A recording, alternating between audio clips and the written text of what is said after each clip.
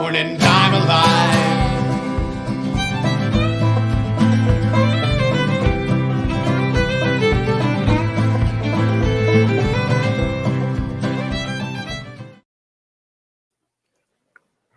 Welcome to the Talkin VAWLS Network. It is game day. My name is Boogie Bentley. I'm Balls JP. What's going on, guys? It's the Tailgate Show. It's laid back. We're going to hang out. We're going to get you ready for kickoff. We're going to take you all the way up until about 15 minutes before kickoff. Give you time to hit the head, grab a cold drink, and get ready for football. JP, that's a nice looking shirt. Yeah. Where'd you get that? Got that from the United States Postal Service earlier. Man, I told you guys the new Talkin VAWLS merch. I told you it was going to show up before kickoff. I just didn't tell you how close to kickoff it was going to be. It was so popular that for some reason the postal guy literally came to the house 3 times today. I kid you not. We had the same conversation because I don't know what the deal was. It said it was out for delivery. And I saw the mail guy go by, and so I sent my daughter out, and she came back, and she was like, there's not any shirts in here. And then like 20 minutes later, he came right back and delivered the shirts.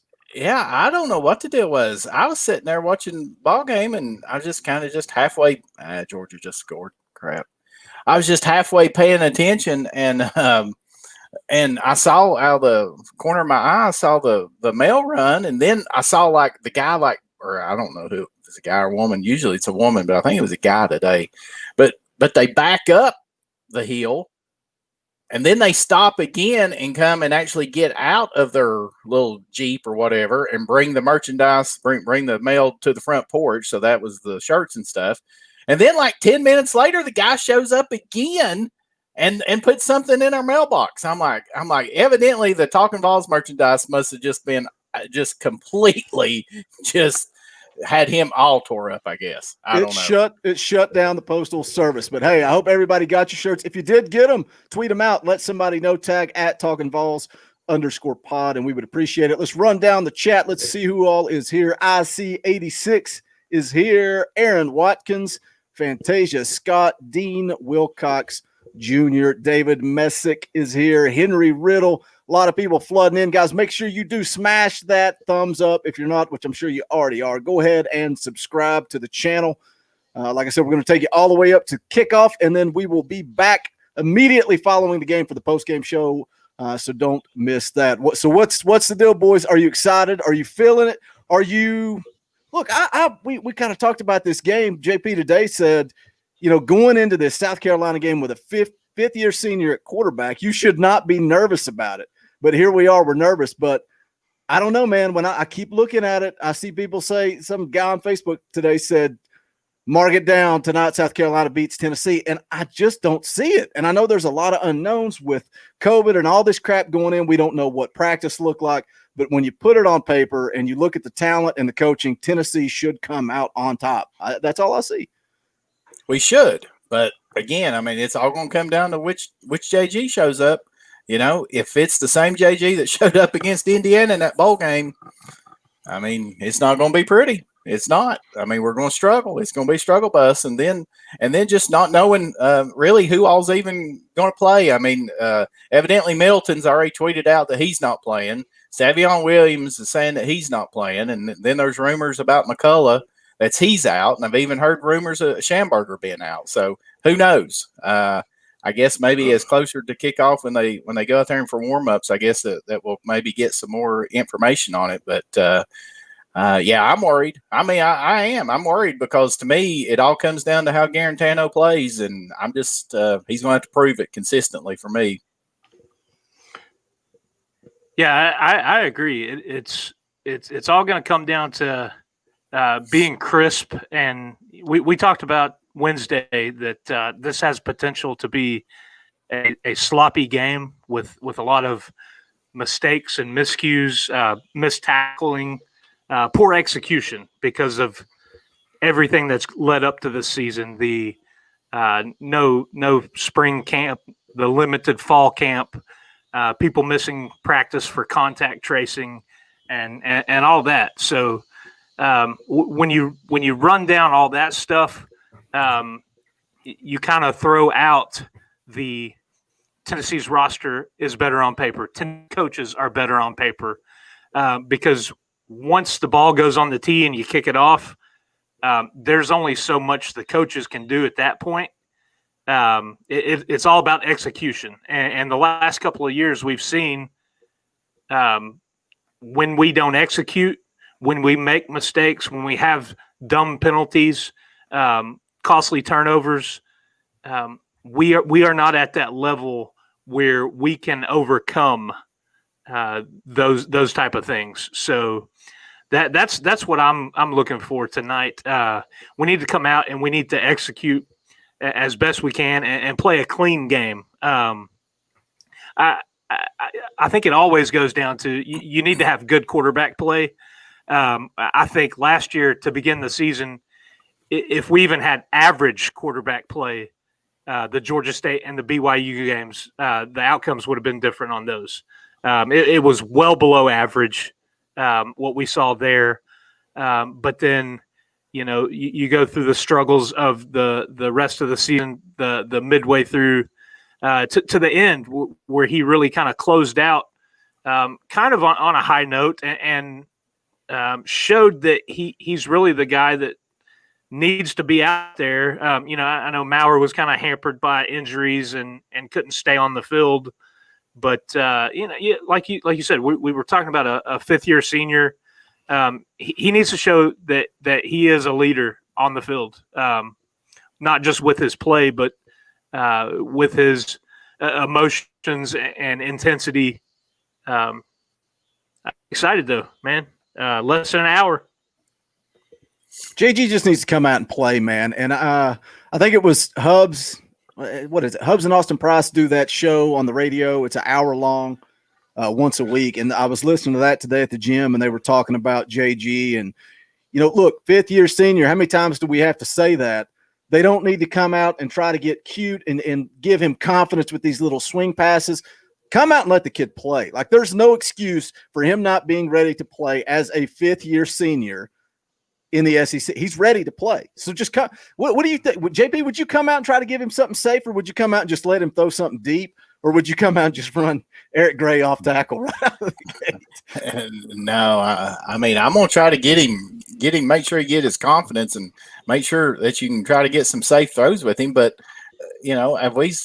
we've discussed and we've seen over his career at Tennessee, even the safe throws, even the easy throws are the things that he tends to struggle with. I mean, but I was reading on VolQuest there, I think it was yesterday, and old Hubs had a good article talking about some things for this weekend's game. And he was talking about also, that Chaney, and I know I got roasted on here last year, especially in that bowl game, talking about it and stuff, but Chaney's got to do better calling plays as far as red zone goes. I mean, last year with Jennings and Callaway, I mean, I don't understand why that we didn't throw jump balls and stuff like that, the fades and stuff like that. But, just go back to that. I think it was that first or second drive in that game against Indiana in that bowl game. We had it first down and goal right there at like the 3-yard line and don't even score.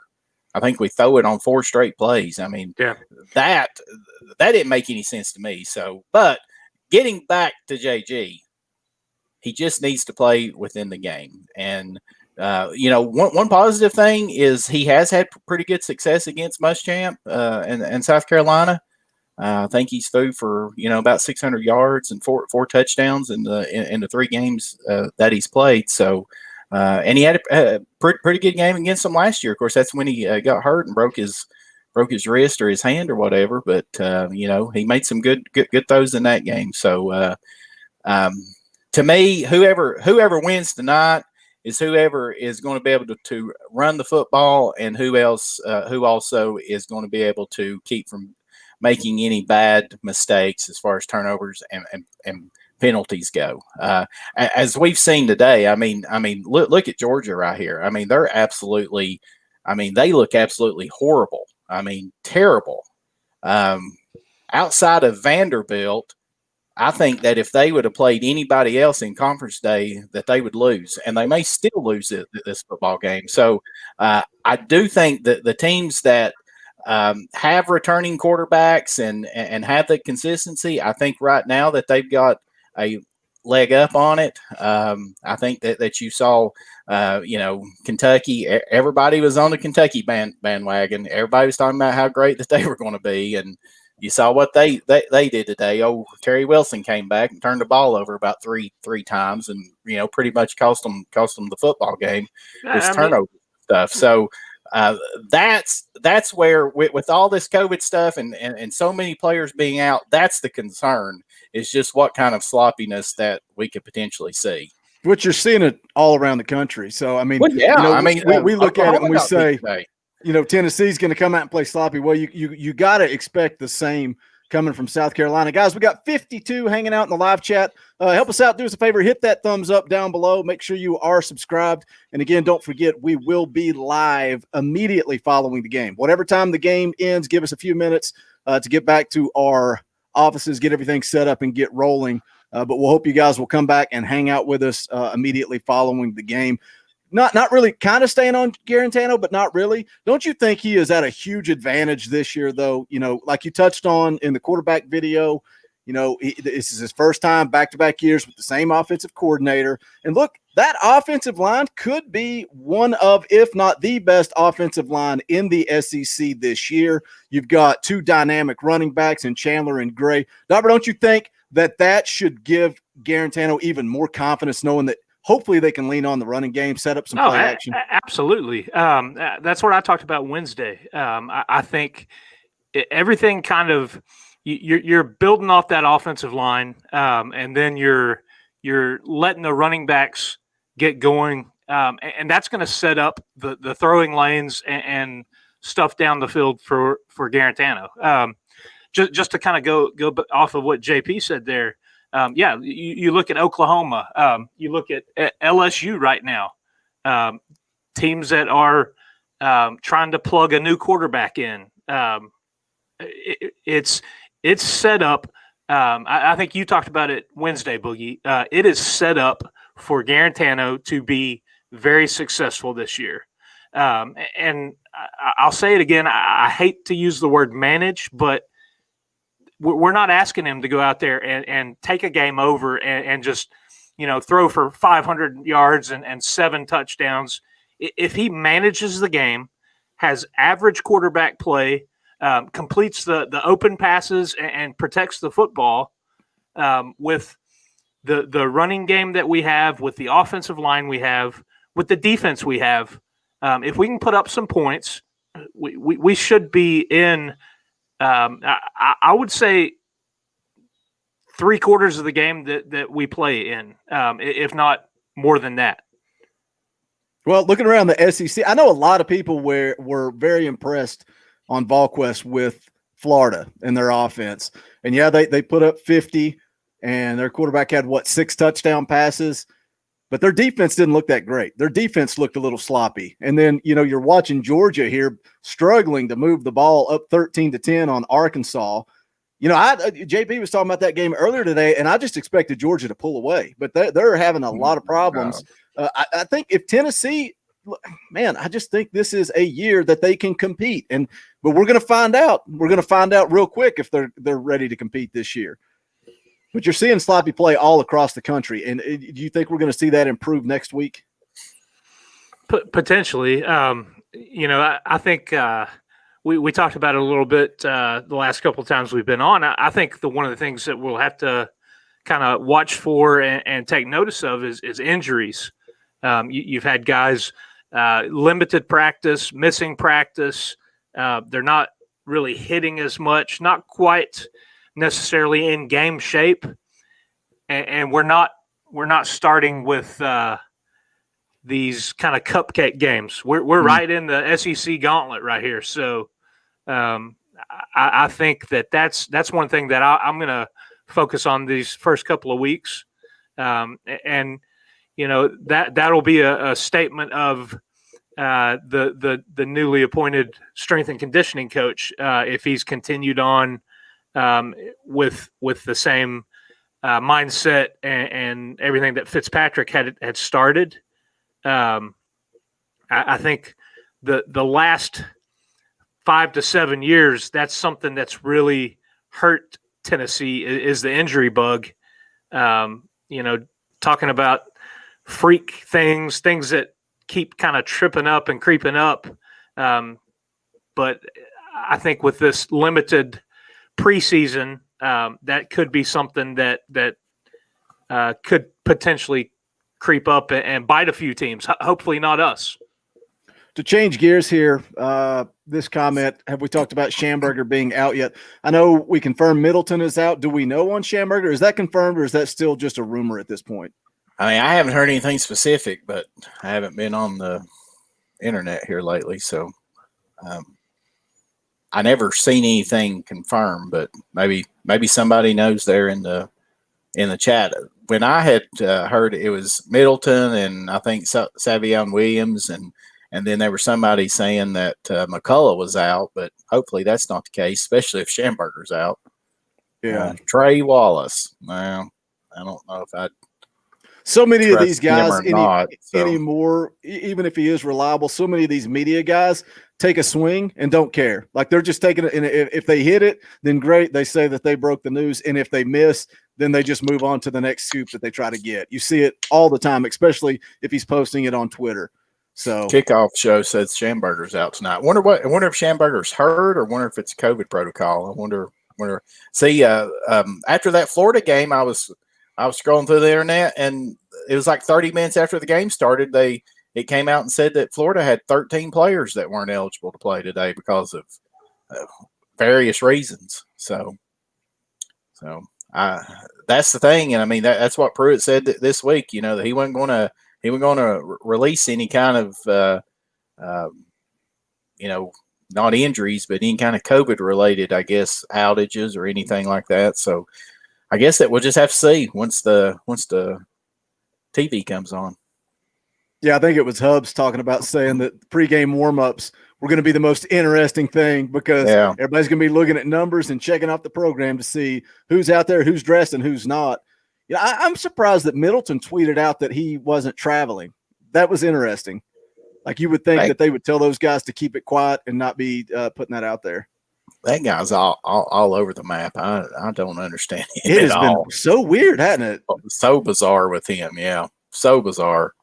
Strange indeed, for sure. Strange indeed. Stephen Deal says, what is up and go Vols? We're just hanging out. It's the Tailgate Show. It's laid back. We're going to take you all the way up to kickoff, but we will be live immediately following the game. So we hope you guys will come back and join us for that. Anything else around the SEC you guys watch or want to talk about today? I mean, I hate to say it, but I think Trask proved that he's the best quarterback in the SEC. I mean, if you give him time, and Florida has weapons on the outside. They have a lot of speed, and then that Pitts, that tight end hybrid wide receiver tight end. I mean, he's a matchup nightmare. So I think he had four or five touchdowns today. The tight end Pitts himself, yeah.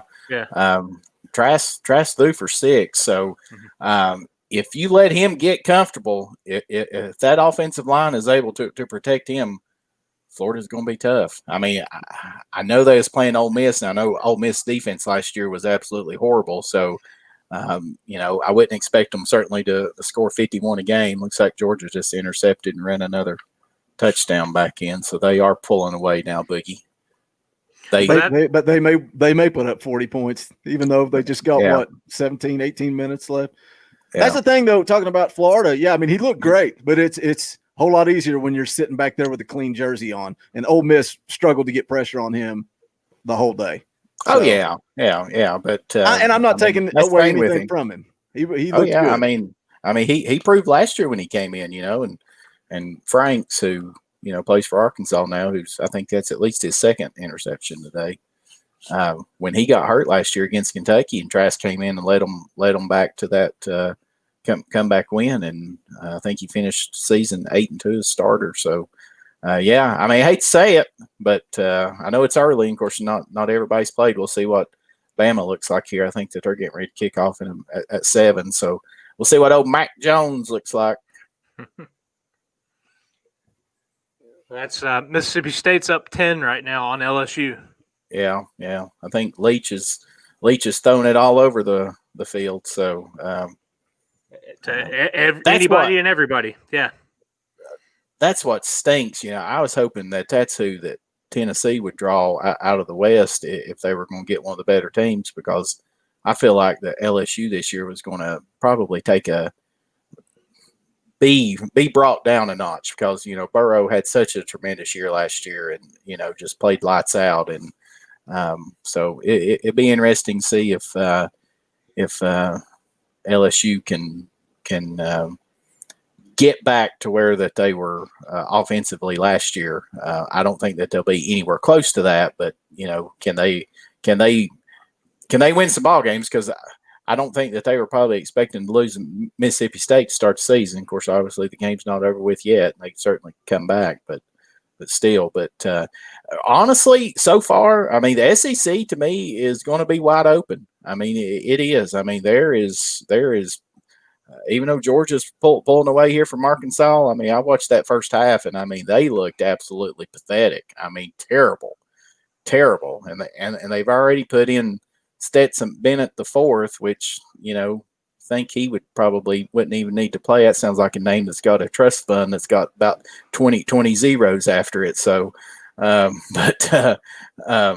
I mean, I don't think that they probably feel real comfortable with Stetson Bennett as their quarterback. So, but that poor fella that they started the game, man, he made Garantano look like Joe Montana. Whoa, easy. We're still 35 minutes away from kickoff. Let's hit this one. Basketball 77. What's up, buddy? We're glad you're here. Says, when do you think Cade Mays will be clear? That's the number one question. I personally, at this point, don't think it's going to happen. I don't think the kid's going to play all year. The unfortunate part is the way that they're stringing these kids along. And it's not just Cade Mays. There's several other players that are waiting to hear. Look, what are you waiting on? You've got the information, and Cade Mays didn't get to travel. What do you have to be on the active roster to get to travel? But, they know the decision.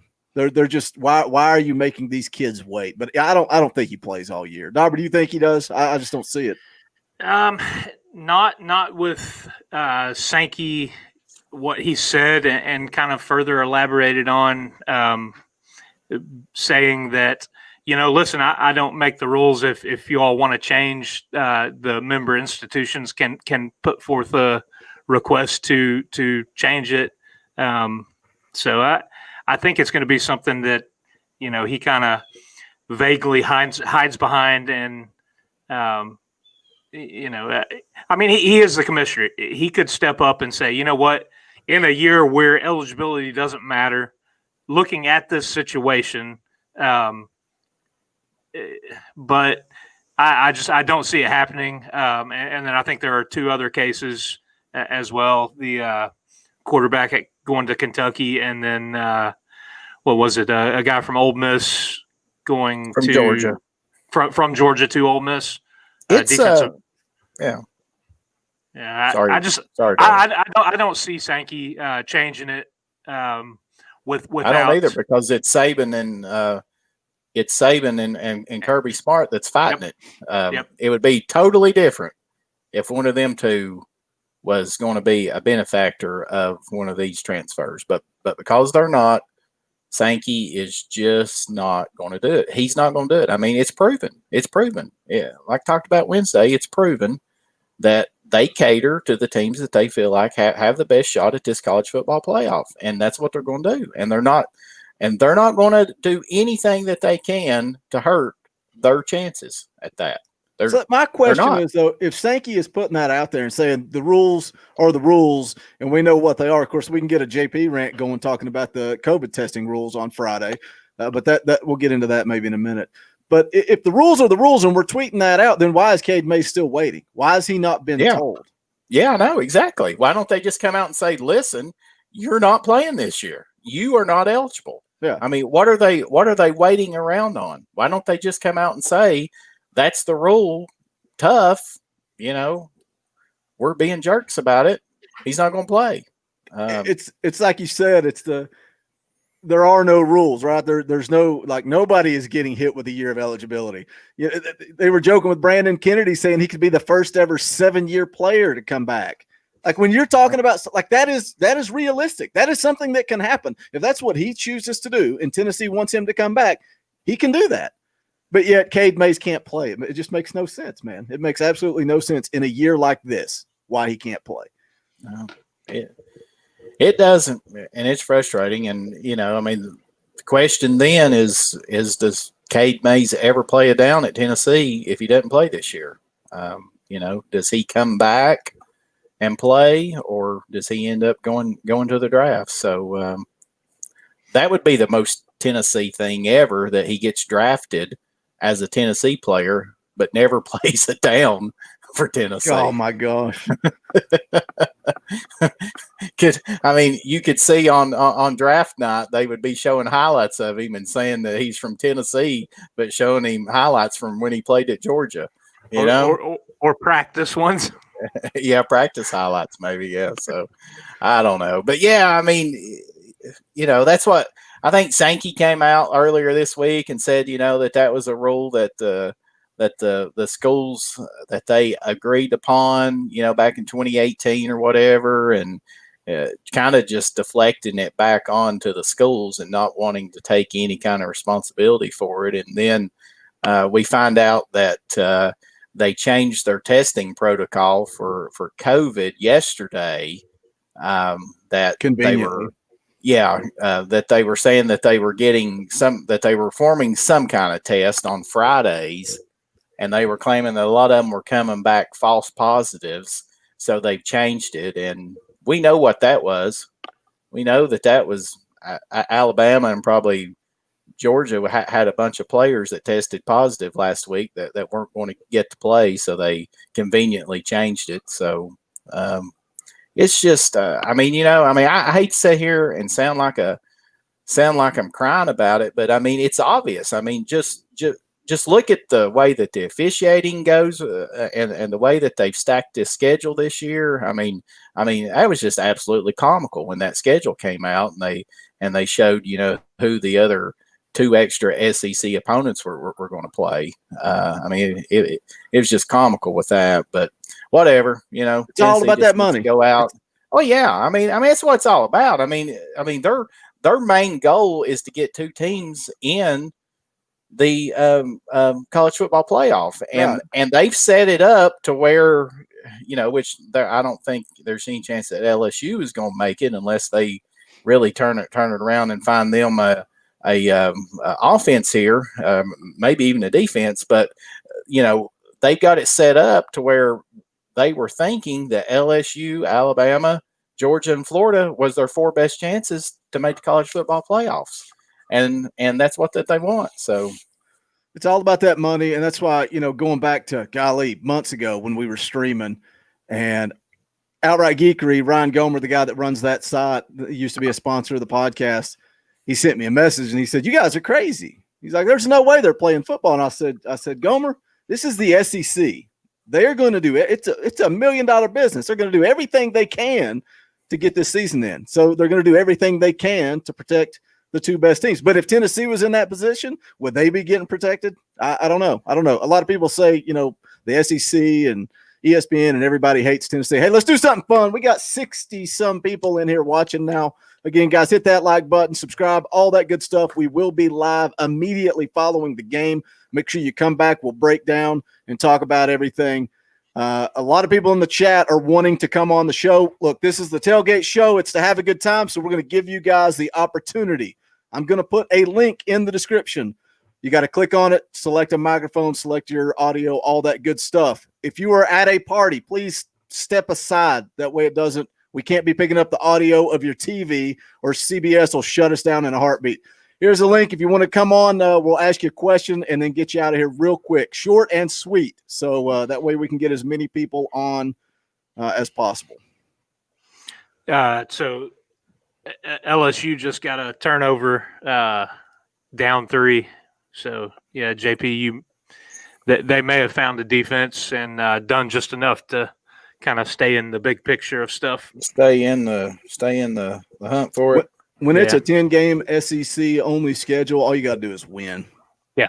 Scores aren't going to matter. No, that's going to matter. It's all going to be wins and losses. No, it's just win at this point in time. I mean, that's the thing about it. And that's what we've talked about.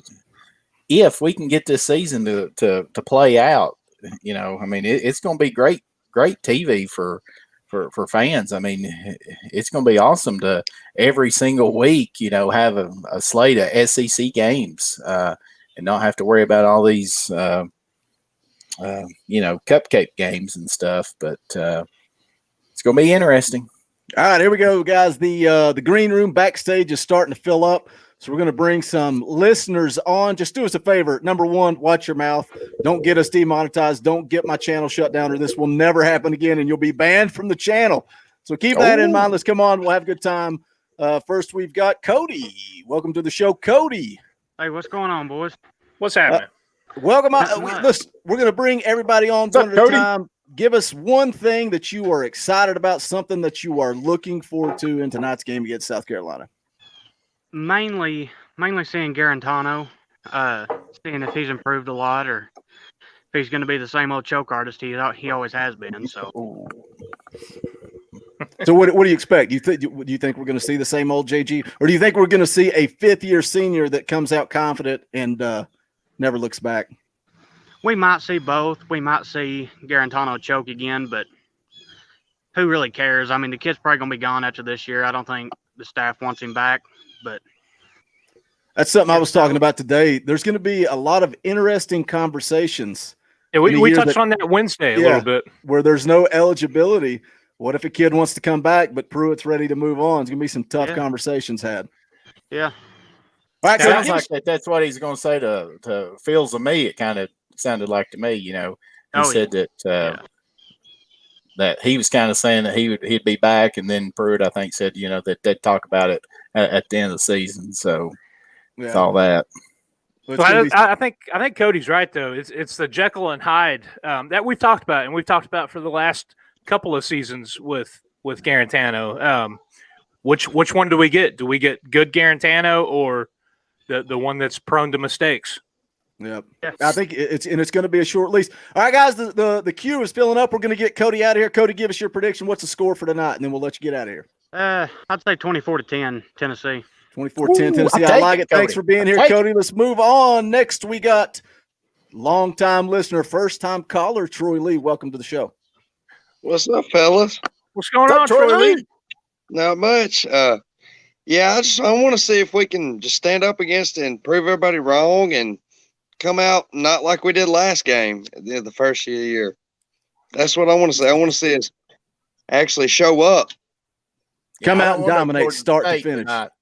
Yeah, I don't want no Georgia State meltdown. No. That's what's got me kind of worried, but I think we can actually do something today with that offensive line. Foot on the gas from the jump. You got it, Dauber. Let's be the most physical football team. Yeah, is that what you're most excited to see, Troy Lee? Is the offensive line, or give us something? What's your key to the game? What does Tennessee have to do? No turnovers. Daddy, what? No turnovers. Easton, stop. No turnovers, and I think we'll be fine. Yeah, their roster is doo-doo. Yeah, that's what I've been saying. I said it Wednesday night.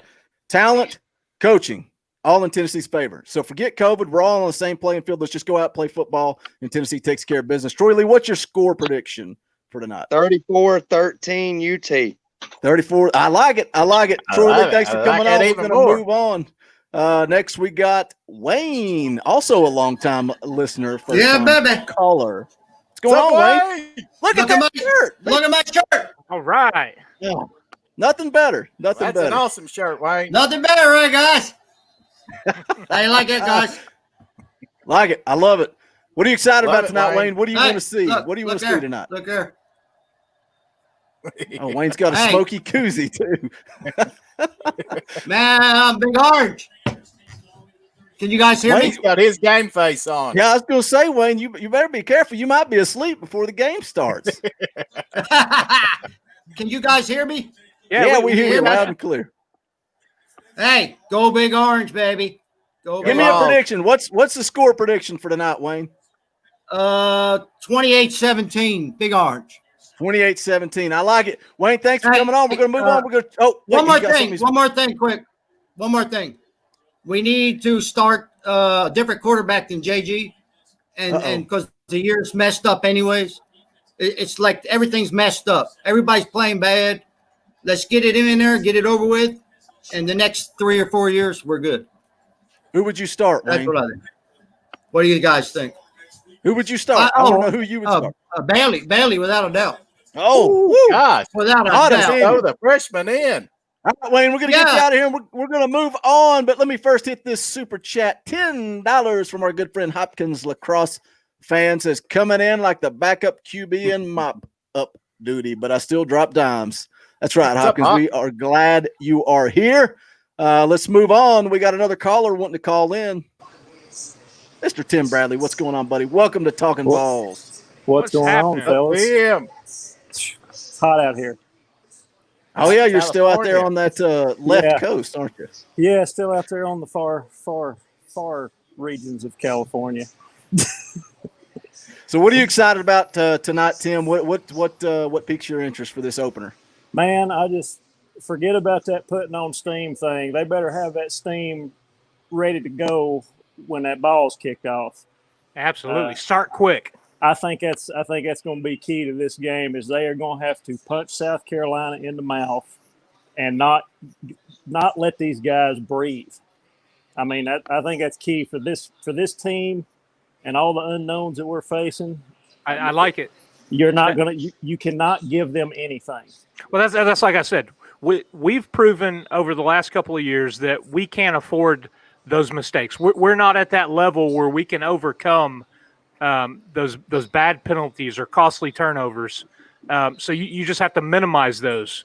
And I mean, goes all the way back to kneeling. That's one of the maxims. I agree. So I think that guy had more right than wrong. So exactly, it's simple but hard to execute and follow. Well, I mean, I think as far as offensive line and stuff like that, I'm confident with the experience I see on the field and with the defense to an extent. I know the secondaries, you got some inexperience there, but I mean, if the guys up front can keep it contained, hopefully the secondary won't have to worry about stopping too much. Let's hope. But like I said, it's all hope, and we don't know anything. I guess that's the hardest thing about it. Yeah, it really is. Try doing a podcast every week where you talk about Tennessee football and you can't get any information coming out of practice. Man, I don't know how you guys have done it this offseason. My hat's off to you. We just make it up as we go. That's how it is. You ought to know that by now. Yeah, I've been with you guys for a while, man. Well, give us a we appreciate all you guys, all the support. It's kind of neat to have some of you guys come on here and put a face with the name. But give us a score prediction for tonight, Tim. What do you think? What do you got? Man, I'm gonna go big. I'm gonna say 35-7. Oh wow! Oh my gosh! If that happens, if the Vols win by, you can guarantee JP's going to sing Rocky Top tonight. Well, like I said, we don't know, so I can't really even make a prediction nowadays. Just go big or go home. Well, Tim, thanks for coming on. We're going to drop you off, and then we're going to wrap this show up here in just a minute. Man, I'm excited. That was kind of fun. That's great. Maybe we can do that more with the tailgate shows. Let you guys come on, ask questions, all that good stuff. But we're going to go at about another 5 minutes or so here. It's kind of repeating what we said Wednesday night, maybe. But Dauber, what's something that piques your interest? What are you looking for tonight? Like I said, kind of leading in to the show, execution. We've got to come out, play crisp, play clean, minimize those mistakes and penalties, and not dig ourselves in a hole. Start quick, and like Tim said, come up, punch them in the mouth, and don't let up. We so often kind of let teams hang around or let them get ahead and get that confidence. That's you look back to the Georgia State game last year, and you just let a team like that hang around, and be in a game that they really shouldn't be in. That's one of the worst things you can ever do is play down to your opponent. And I think that I said Wednesday, this team's hungry. This team's fired up, and I believe that they're still riding off of the momentum from last year. And I hope they can continue that and play at the level that they're capable of across the board. I know there's some questions apart from Henry T, who's going to step up at linebacker, tight end. That's something that I'm a little bit concerned about, just because that is something that, especially in the college game, I mean, you saw today with Florida. That's something that can be used in a mismatch and used to give the offensive team an advantage. If you've got a tight end that is physical and big and can catch the ball. But right now, that's kind of an unknown for us, especially with Pope being out. I'm just ready. I'm ready for it to get going. Like you'd said earlier, we at one point didn't know if this was going to happen. Everything was up in the air, and now it's here. 15 minutes from kick? Let's go. Lights are on. Scenic. How do you say that? What time does the post game come on after the game? Immediately after the game. I think I have the event set up on YouTube for like 11:30 or something like that, but that's just to try to be safe. We will go live as fast as we can get to our office and set up. So as soon as the game ends, just click the link, jump in, and we'll get geared up and going as soon as possible. But we appreciate all you guys being here. Still 50-some people here in the chat. Do please, as always, hit that thumbs up, subscribe, all that good stuff.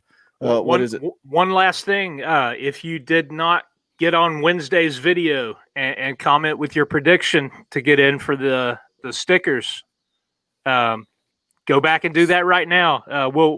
We'll cut it off at game time at 7:30. Yeah. Anything after that, we're throwing out. So you've got a couple minutes left to go back and leave us a comment on that video, not this video. Are you even uploading this? Yeah. Okay. On Wednesday night's video, go back and give your prediction of the game. I think we said the three closest. I'll message and we'll work out details and send you some stickers. Guys, we're about to wrap this thing up. Everybody's still in the chat. Go in there right now. Drop your predictions. I want to know what you guys think, what you are expecting. What is your score prediction, JP? Final thoughts. We are 15 minutes away from kick. What are you excited about? I know you've had the fire in your eyes since about 6 o'clock this morning. What are you excited about? At 6. I was up at 6. Yes, I was. I have to admit, I woke up at 6 and I haven't been asleep since. 10-0. I tell you one thing I'm excited about. I'm excited about those orange stripes down those pants. I'm telling you, those look sweet. Love that. Yes, I'm excited about that. But no, can Tennessee control the line of scrimmage? If Tennessee can control the line of scrimmage and JG doesn't play just like he's never seen a football before, I think Tennessee can win this game comfortable. If we struggle protecting Garantano, and if our defensive line doesn't produce, then it's going to be a barn burner. I mean, typically, I know last year was a blowout game, but typically this game has a tendency to be close. Let's hope Tennessee pulls away tonight and gets 2020 off to a big orange start. Yeah, I don't think I can handle another podcast like the Georgia State game when Dauber wasn't here and you didn't even want to get on. That was not fun. We're going to celebrate tonight. I feel it. Excited. I can't wait to watch the game. We're less than 15 minutes away from kick. We're going to wrap this thing up. Again, make sure you join us immediately after the game. Come hang out and we'll break everything down. But that's going to wrap it up for Vols, JP, and UT Dauber. I am Boogie Bentley. Go Big Orange.